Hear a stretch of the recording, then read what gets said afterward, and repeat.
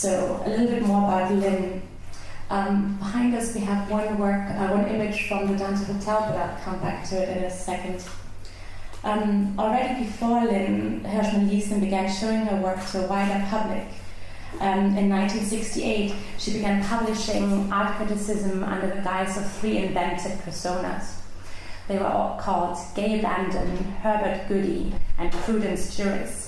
So each one of these fictional critics had his own style, aesthetic preference, and venues ranging from local San Francisco weekly newspapers to prestigious art magazines like Student International. All, however, appreciated the work of Lynn Hirschman equally, who in turn used these favorable fictional press mentions to appeal to Bay Area galleries. So very early on we can already see that she just makes up kind of a reality that the current situation is not willing to provide for her.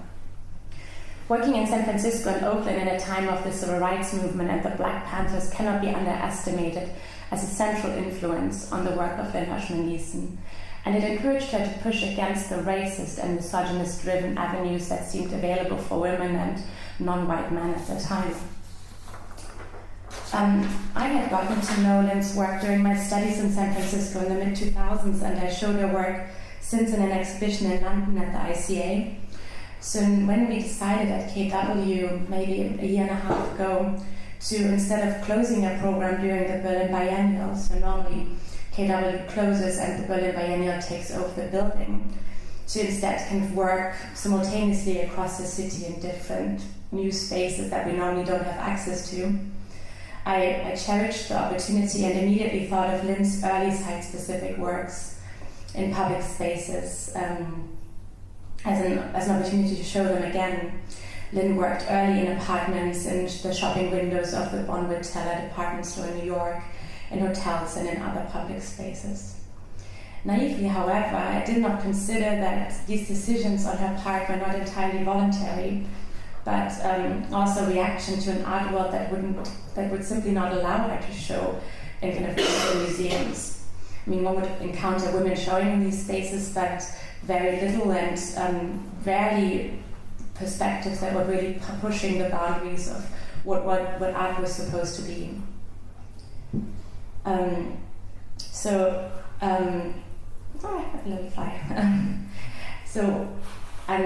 one reason why Lynn felt that way was because she was excluded from an exhibition at the Berkeley Art Museum for showing media in her work in 1972, a really auspicious moment in her practice that I'll speak about more in a second. So, but when I invited her to restage her work with these site-specific works, she was first a little bit like, no, I've done this and I did this because I didn't have another space, but now I want to show in the gallery. So it's important to note that now, a half a century later, she's made really pioneering contributions to performance and conceptual art, and has also been honored for that. So although for a long time, like many of her female peers, it was hard for her to gain the respect and the visibility for her work, I'm really glad to say now that that's no longer the case, and that she's had important retrospectives at the Roberta Center for the Arts in San Francisco, at ZKM in Karlsruhe. She's held in collections at MoMA and at the Whitney. She has a massive show on at Heck in Basel at the moment that is still on view. And aside all that, she also received 2 Lifetime Achievement Awards. So I think after some conversation and based on all these kind of honors, I could convince her to go back to the roots of her practice and work site specifically.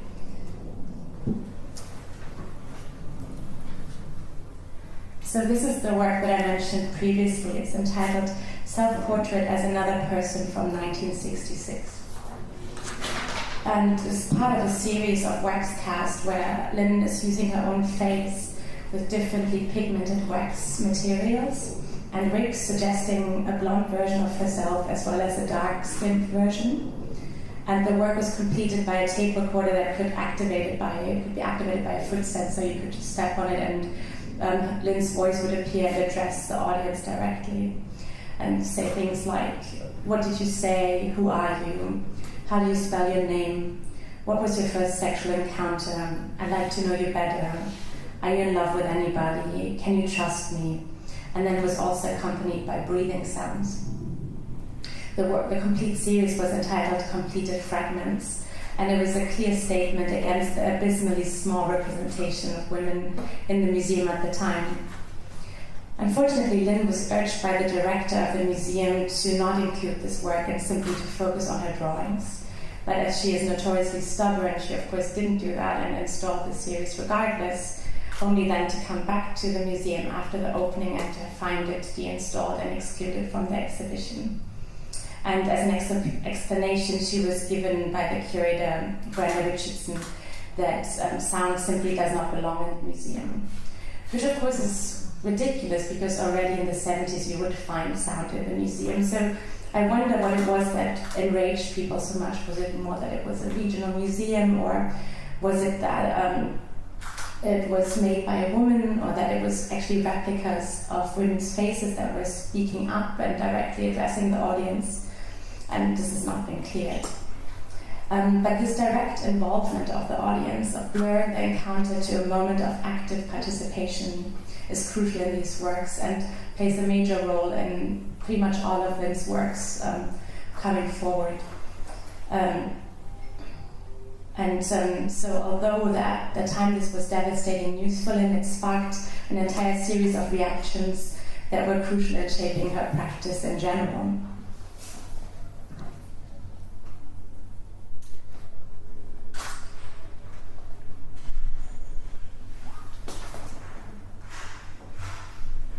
Okay, this might actually be an outdated version of this picture, because I thought I took this one out, so let's just roll with it.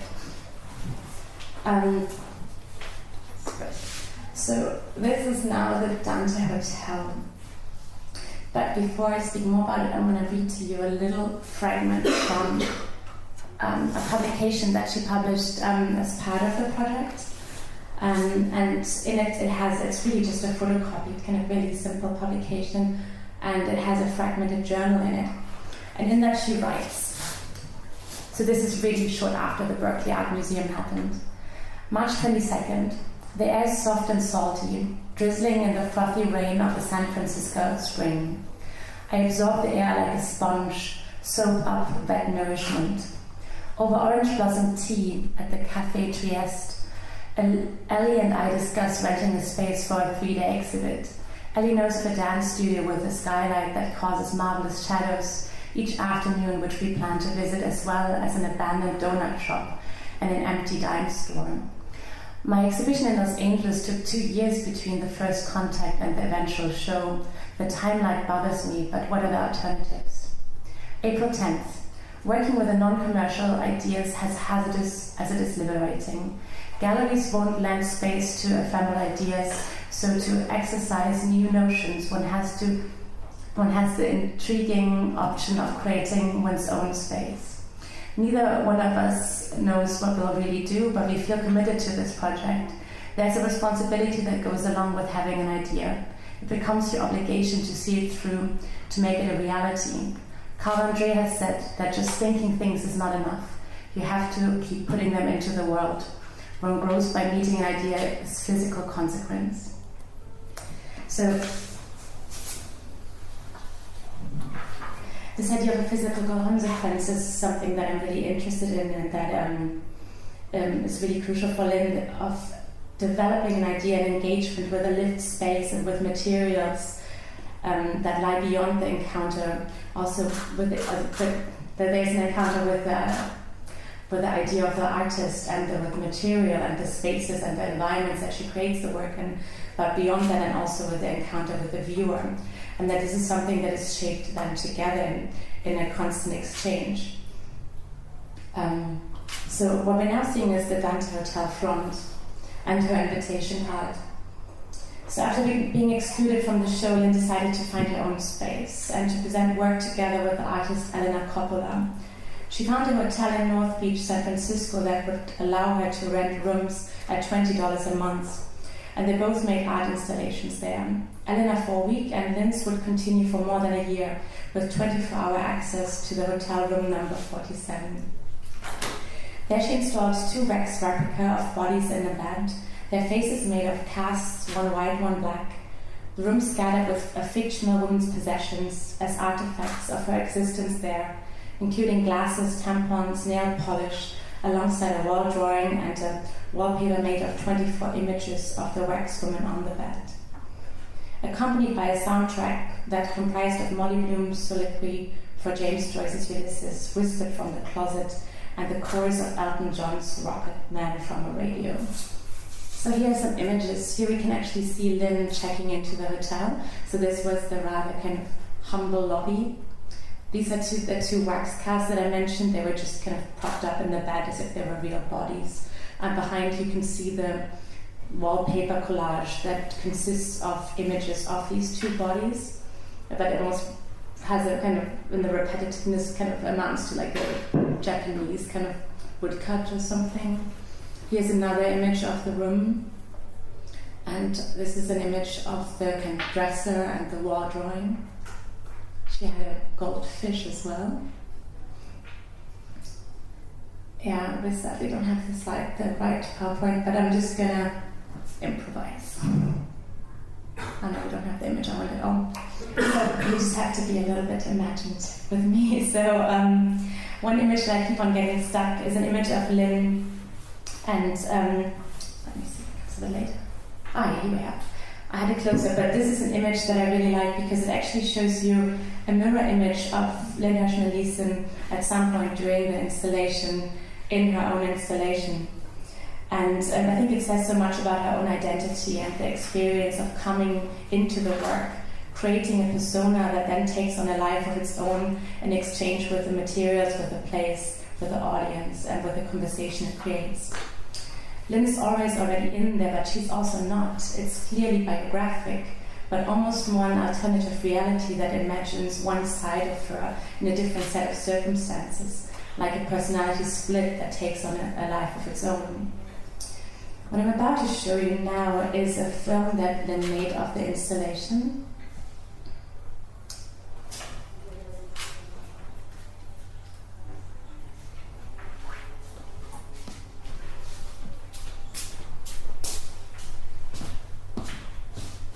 No? Yeah.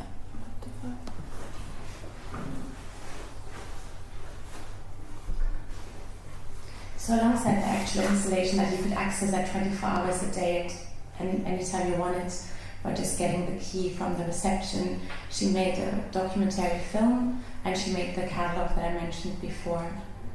The film is 10 minutes long and I might skip along a little bit in it just to save some time.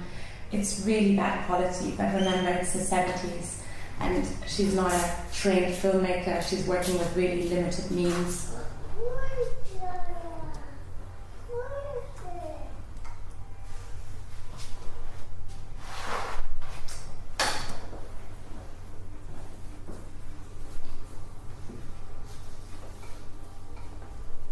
I think it works. Yeah. It takes time. It takes 10 minutes.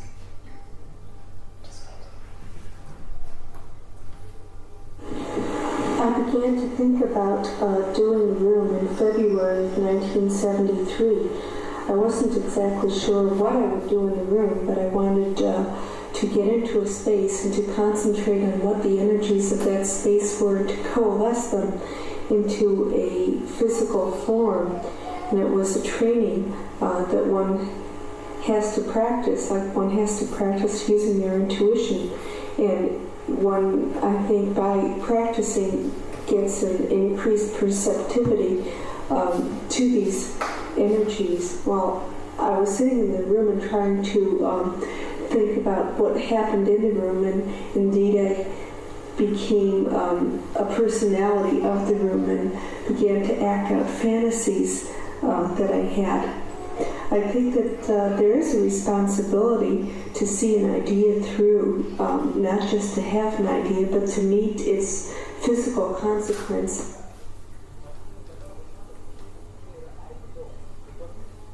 I love the name Dante, but in this case the comedy isn't really divine. One is led to the desk by means of a flowered carpet that you know has been laid bare beneath many souls. The mailboxes are stacked in ever-changing cubes, like frozen evidences of a species. In Route 47, time flickers across the wall in the shape of passing shadows, and noise can't be blocked out by the partitions, and they echo in an unwieldy sonance.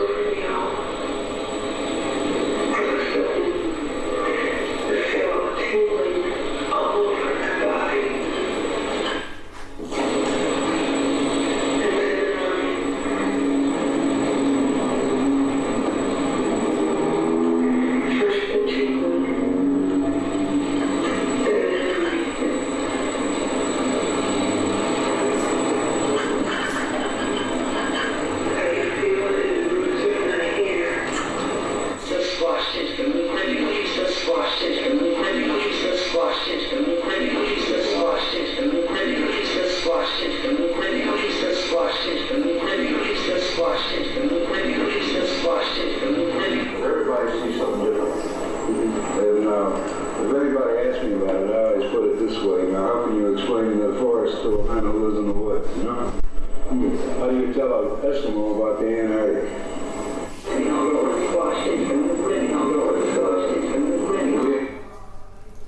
pause it here.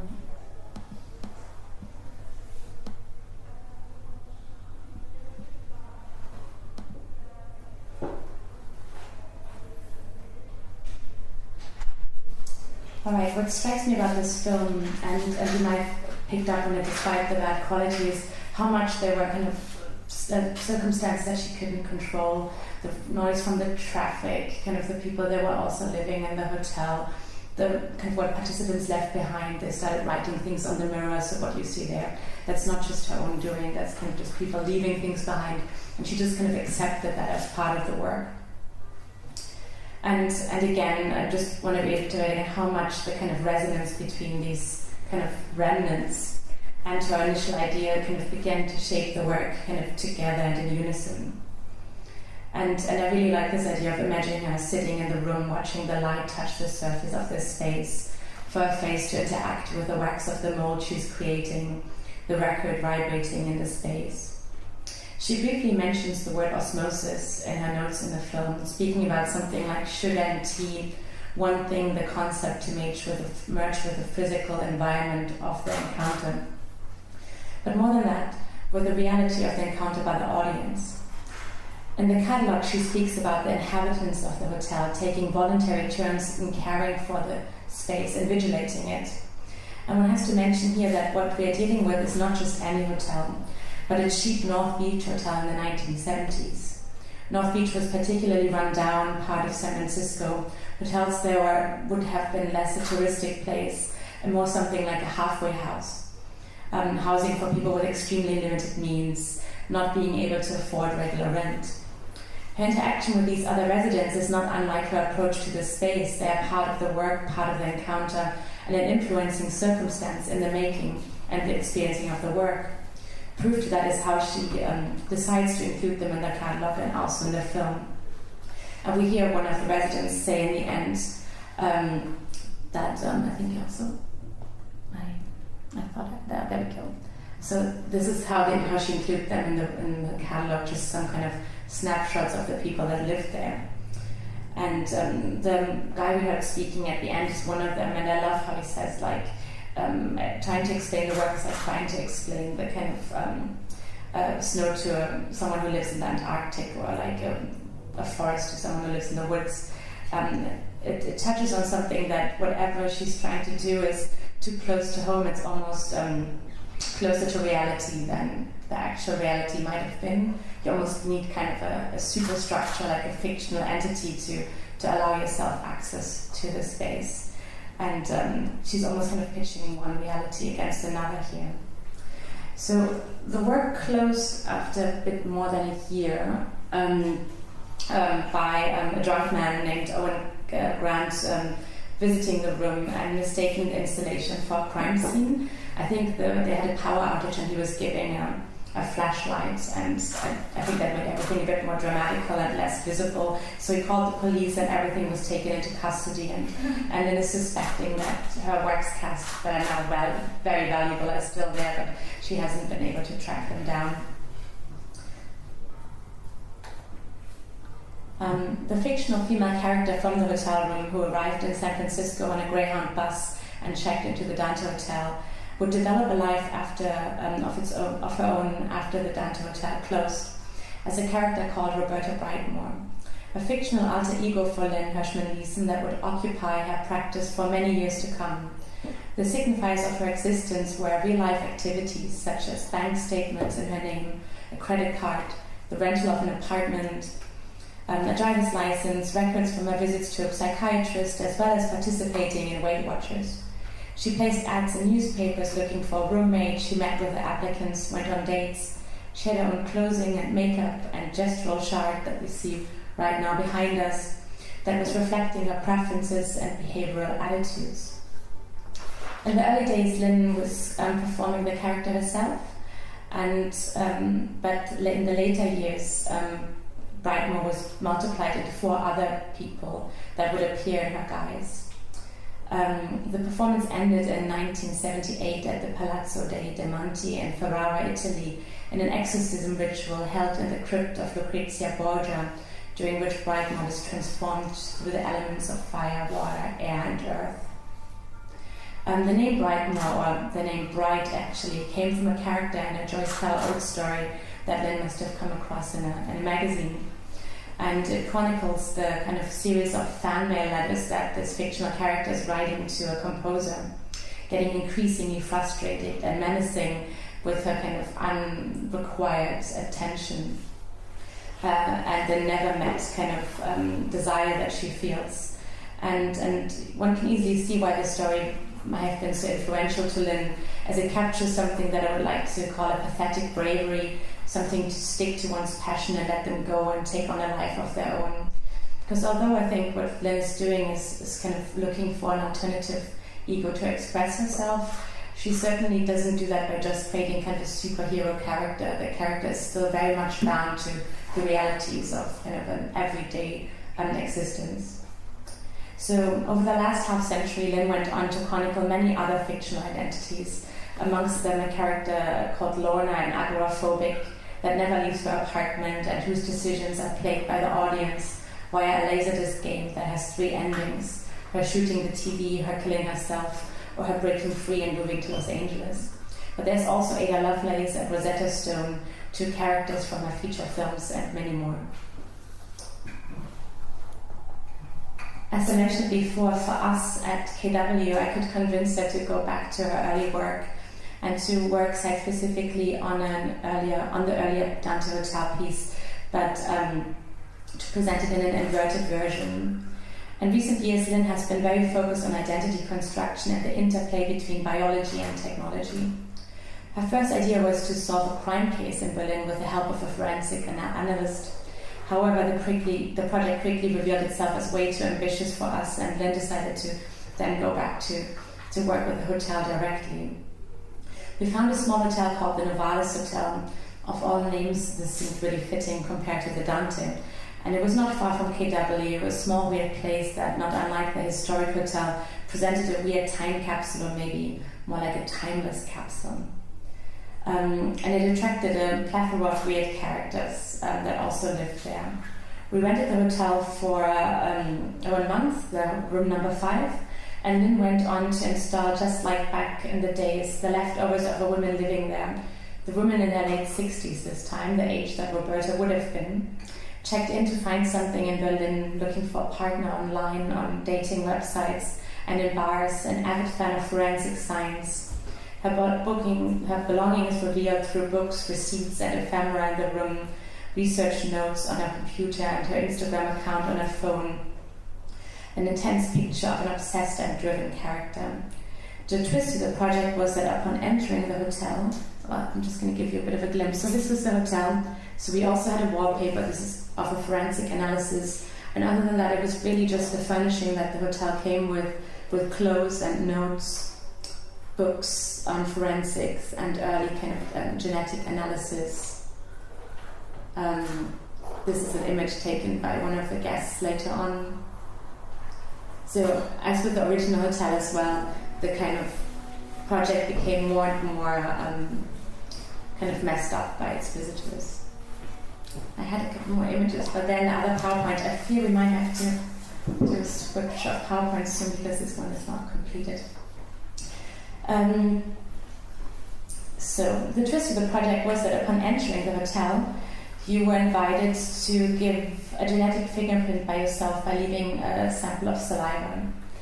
Initially, we had hoped that this would be possible by simply vacuuming the hotel room at the end of the project, kind of soaking up all the kind of skins that people may have left behind, but science was not quite as advanced yet, and our forensic advisor told us that it would just leave with kind of too much of a mixed message. So instead we asked each visitor to kind of drink from a cup and then saved that. But of course we ensured them that everything we collected would be destroyed after the analysis and they would be completely anonymized. Still, it's a really intrusive ask, of course, to give your genetic information to a pretty random art institution.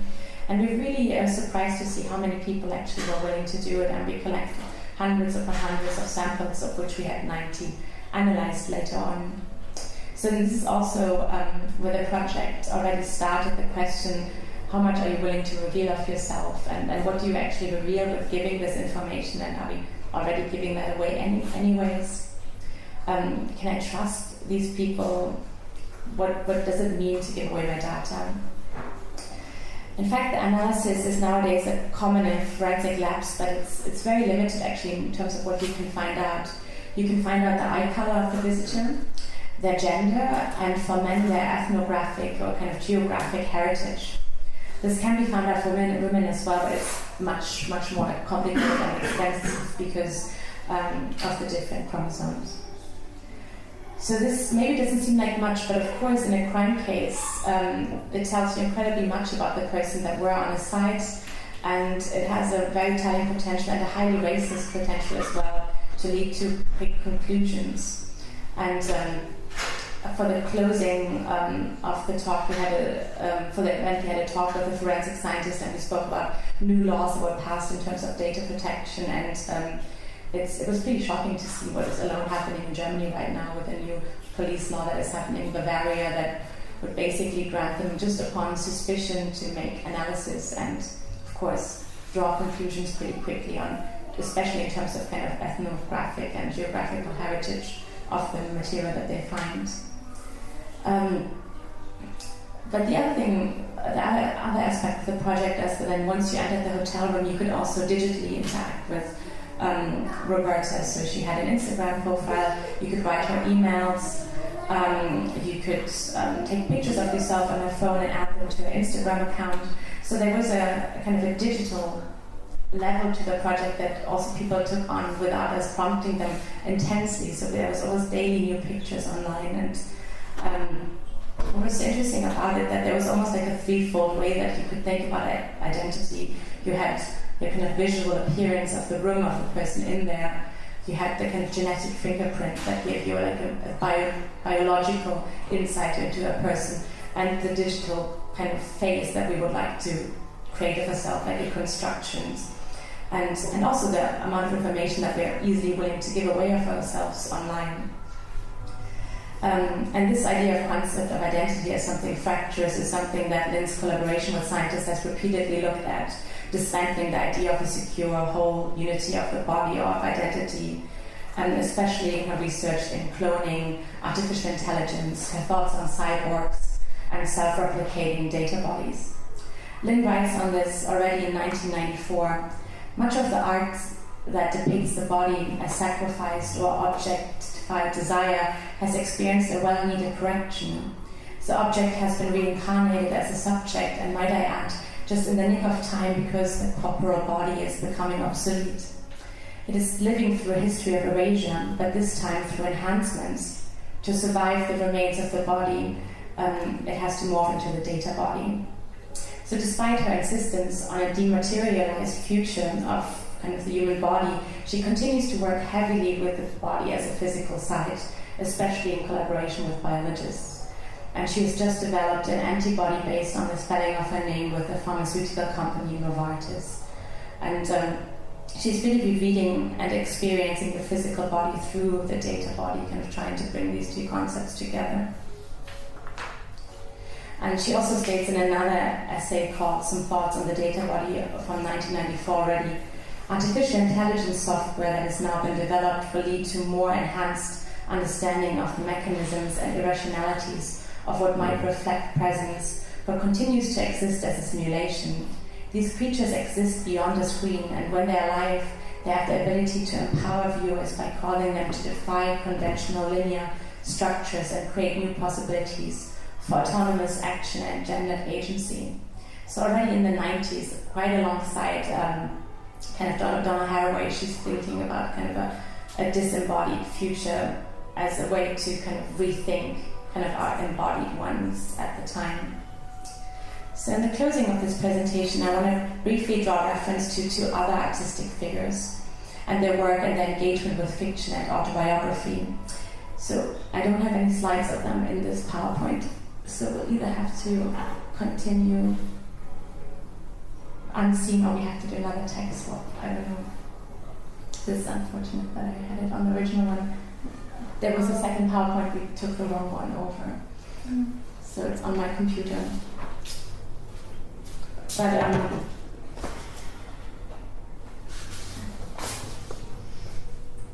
Or maybe we can just look at it on my computer. Let me see if you can see anything. I'm not going to show any more films, so maybe it's enough.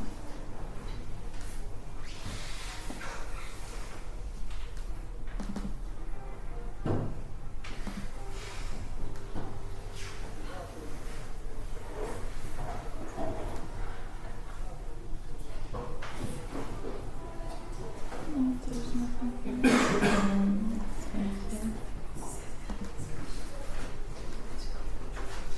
We can try to put another one.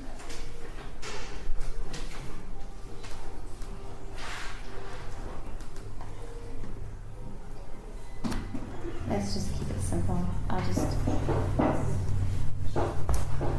This is what I have to do.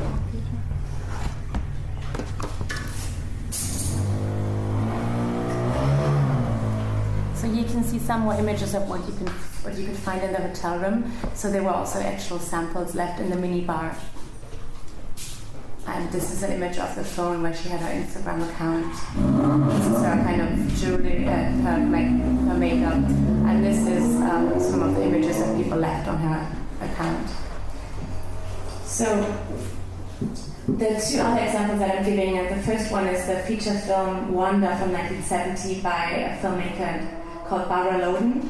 And the second is Kathleen White's The Spark Between L and D. I feel that time forbids now to show excerpts, but I'm happy to share them individually later. So I'll just briefly describe the works and sketch out my thoughts around them. My thoughts are still very early on, so I'm just going to tell you that they're still quite sketchy, so just bear with me. Barbara Loden was an actress and a filmmaker and writer. Wanda's her only feature film. Despite being hailed as a success at Cannes in 1970, the film had received minimal to no distribution and was lost for many years until relatively recently it was rediscovered in a film lab and finally distributed. The film follows the character Wanda, played by Loden. When she was asked why she decided to both direct and play the part in her first feature film, Loden responded with an unexpected, humble confidence that simply no one else would be able to do it. She says in an interview with Michael Cement for Positive in 1970, Wanda explores opaque, ambiguous territory of unspoken repression that has so often defined the condition of women. The character Wanda shares, according to Loden's husband and various commentators, strong similarities with Loden's own history. Wanda is presented as a woman drifting, without a home, crushing on the couch of her brother-in-law. She's about to be separated from her children and her husband in court, an occurrence she simply accepts by saying, if he wants a divorce, just give it to him. They'd be better off with him.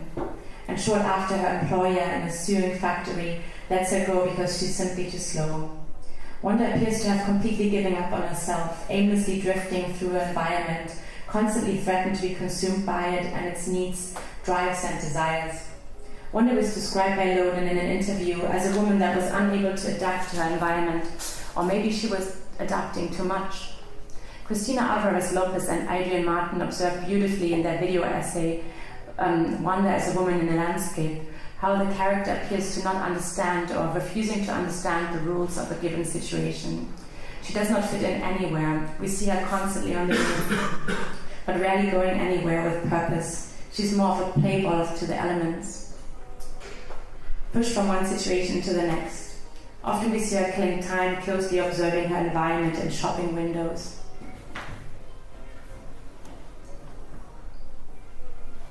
And department stores, not knowing what to do with herself, like an estranged body in motion, lost in her surrounding.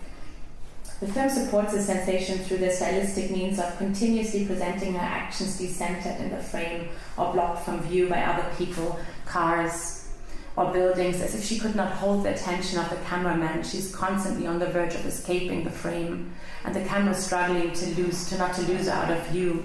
So she, as you can see here, she's always in the background, threatened to kind of disappear.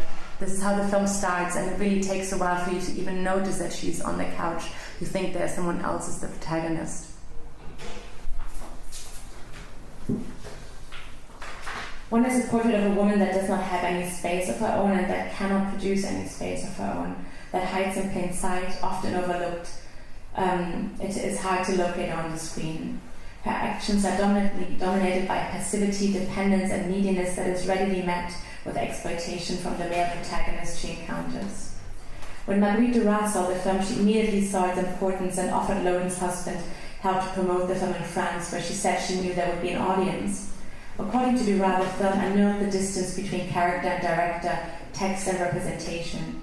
The version of herself that Loden presented as Wanda registered to Duras as more authentic than her identity in real life. And this is curious because the two never met. So she thinks that what she sees on screen is a more accurate position or presentation of a character that she never met. And she says that's due not just the artistic, kind of the acting performance, but due to a superb conjunction of her body behavior and the space that Loden the actor and Loden the director achieves in an interplay that results in a revelatory laying bare of the truth. So this kind of space between someone directing and someone acting, and kind of the way that she frames it in the feeling allows her to kind of find a more real impression of herself than she's normally able to. And I think this is really interesting, especially in regard to how often artists are being, or artworks and films and stories are being equated with biography. So biography seems to be both something that is freeing as something that you can exercise, but also something that is extremely limited because whatever you do will always be read within biographical means. I really think that one has to consider Wanda as like a modern-day Bartleby, the scrivener who prefers not to, who kind of checks out, who kind of just gives in. While it's especially relevant for me in the film that the tension that Loden creates between her protagonist and the environment of the film, her and herself as a director, taking control to tell a story, a fictional story based on autobiography, that is, however, not, like with Lynn Hirschman-Leeson, an avenue out of a limiting and repressed set of circumstances, but exactly, if not more, kind of repeating these repressing circumstances, presenting someone utterly helpless and despair to paint a picture of how she and many other women felt at the time and experienced the world. So what we have here are two distinct usages of the autobiographic fiction. One is to show the nature of a given situation. The other is to imagine fictional ways out of it that lay bare somewhere in between oneself and another. The last example that I want to mention only briefly is the artist Kathleen White, who worked in the 1980s and 90s as an artist in Boston and New York, producing very carefully and intricate sculptural performance-based and painterly portraits of her environment, mainly portraying her social relationships. That's her. And I especially want to focus on a performance that she did. Much of her work sprang from loss and translates remembrance of friends who died during the AIDS epidemic into astute objects and manifestations, capturing their continued resonance. And the performance I'm speaking about is entitled The Spark Between L and D, and it's from 1987, and it's incredibly difficult to find information about it. There's not much delivered, but there is a video of the entire performance. I'm just going to briefly talk you through it. So, The Spark Between L and D is a performance that White staged in Boston right before she moved to New York, for which she dressed up in a rather absurdist nurse outfit with international flags all over it, and she began hitting herself repeatedly with something hard in the head, until she starts bleeding heavily.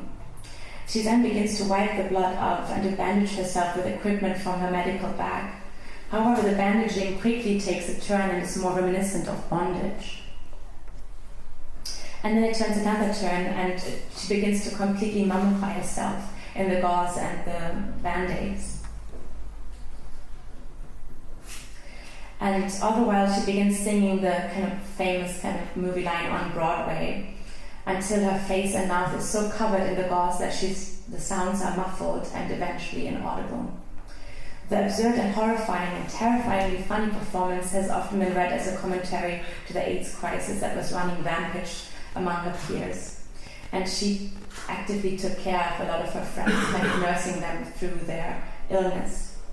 The sequence of absurdist-driven self-harm and overzealous superficial care that ultimately reduces her to silence is a take on a partial situation which did not present a way out.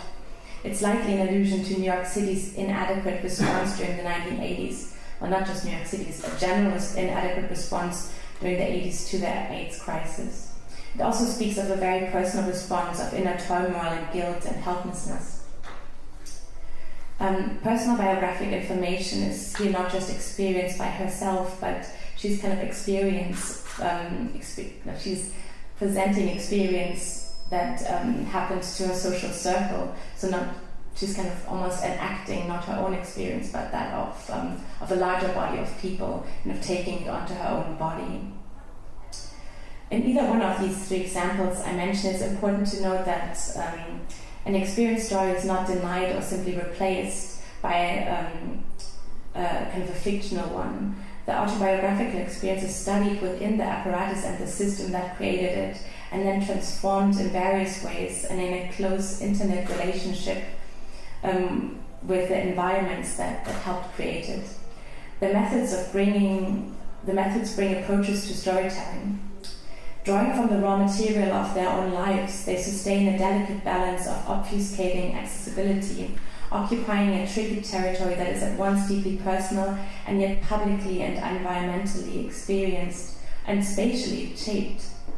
If our bodies can be seen as unified entities, but beyond, according to Alfonso Lingus, as collectives, constituted materializations generated through movements and provocation, he talks of them as coral reefs full of polyps, sponges, gorgonians, and free-swimming macrophages,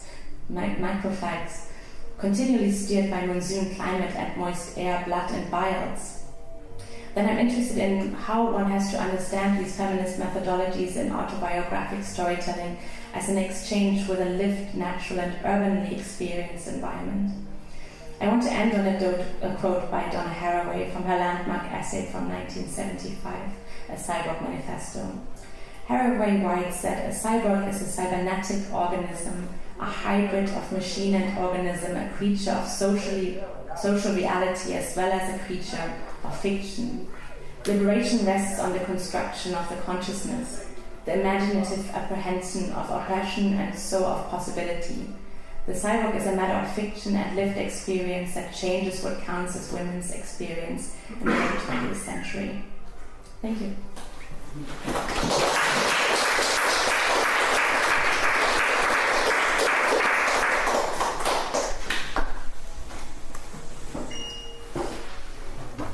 Thank you so much, Anna, for the talk, which was really stimulating and thought-provoking, especially with regard to how we think about how we present ourselves and about identities, and how they are deeply related to a circumstance, which is a key feature of the artist that you were looking at.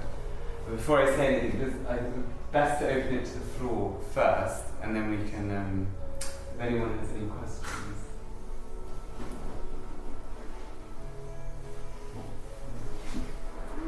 Well, I can perhaps I'll start with, there was so many interesting things that you looked at. Perhaps one is a question of fiction and control. So obviously if our identities are I think at the end you were quoting the Cyborg Manifesto, that our identities and our very beings are things which they're always in the process of becoming. They are generated through movement. They are generated through our responses to others, to our environment. I wonder whether you could talk a little bit about, well, what does that mean about the creation of a fiction or an identity? So if our identities are things that emerge in response to circumstances, then how can we sort of have a sort of control over it, or do you think that that's not what we should really be looking for? Well, I think it depends. The three positions take this on very differently. But in general, I think any fiction draws from life. That's nothing new in these positions. You always kind of find people observing kind of outside experience and circumstance and then bringing it into a fictional realm.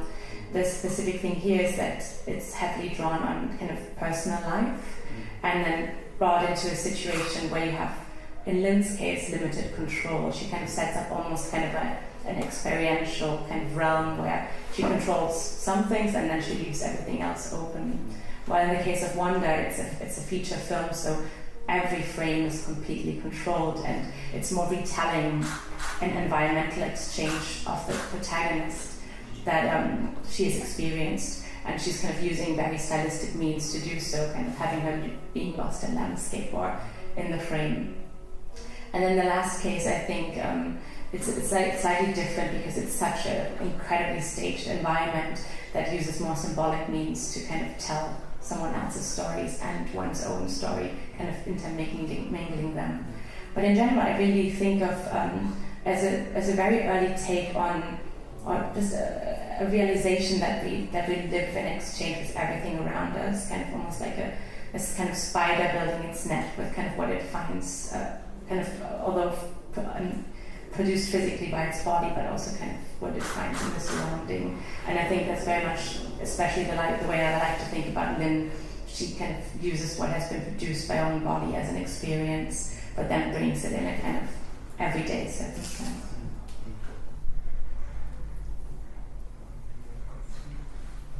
Yeah, maybe about coming back to Lynn Hirschman, this one. There's this probably, I would say, like that's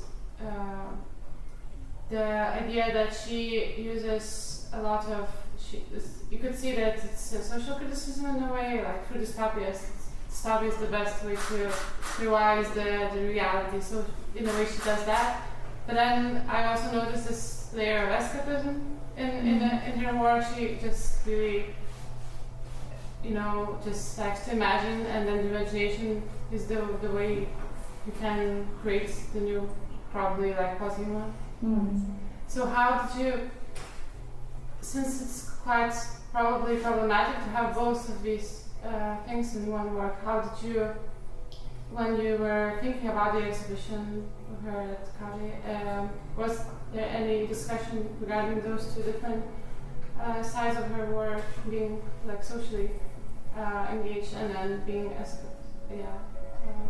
I think she's really someone who really likes to bring together contradictions, so for her that's not something that is a problem whatsoever. What we did was for the kind of, it was really important for me to make a new work because I think it's really problematic if people from like Lynn is still heavily producing, so it would have been such a pity to only show older works, and she would have not gone along with it anyway. So we decided to kind of have one exhibition that contextualizes the work historically and shows kind of different works in which she deals with kind of multiplied identities, and then have the new commission. And in terms of your question about kind of this escapism, well, it was kind of the kind of social thinking and escapism. I don't know if it's even such a contradiction, because I think this escapism is almost just kind of a first step. It allows her to think outside of the limitations that are given, and they're not always socially determined. They're also just, sometimes they come outside of her. It's just a question of being allowed to do something, of kind of having an exchange, going to meet random people. It's almost like giving herself an instruction. In that sense, it's almost a bit score-based, and I think the social kind of just kind of bleeds into that and comes with that. Does that answer it? Yeah. I also had a question about the exorcist performance in Ferrara. How you interpret that? So, like the last chapter of Dante Hotel, or more as a performance related to her personality and the need to close that circle of. I don't want to speak for her because I haven't actually had a detailed conversation about that piece yet, but I think she really needed to find a way to end Right? Roberta right more. I think she wanted to really get rid of it. And I think when she did the Dante, I mean, everything is so circumstantial. When she did the Dante, she didn't know how long it would last and where it would lead her. She didn't know that Roberta Brightmore as a fictional character would kind of emerge from it. And when she emerged, she didn't know that it would take on multiple personalities. And I think at some point this kind of fictional presence almost became not threatening but a burden. So I think she found a way to end it. But I think there have been seances to revive her as well, and in a way the character in the Novalis Hotel is also based on her, so she never went completely away. I think she merged into different characters. But I like the fact that it was such an elementary exorcism that she went to like water, earth, and fire, and that there's something kind of, I guess, coming back to some of your thoughts on the exhibition earlier, kind of returning a fictional idea to like a very material output is just kind of a beautiful circle to draw. You also mentioned Rosi Braidotti, I think, in this context. No, I think she would have made sense, but I didn't. But, no, you didn't? No, but go ahead. Sorry, I thought I heard it before. Okay. It's in the introduction. Yeah, I think she came up in the introduction, and I certainly read some of hers in the background, so maybe she slipped away. So no, I was just thinking of it because of, she has this like concept of the nomadic subject and of this like state of becoming, and it sounded a little bit like all these like different people writing the narrative of this like persona, and where the persona is like developing to like different maybe edges and always orienting to the other in a way, and so becoming really diverse in a way. Yeah, I think although I'm not sure how much kind of Lynn is directly involved with this discourse, it certainly is something that has developed very parallel alongside her work, and I think a lot of these scholars are deeply engaged with kind of science, and she's doing the same. So I think parallel kind of ideas can emerge from the research. But I would have to ask her if she's more directly responding to it.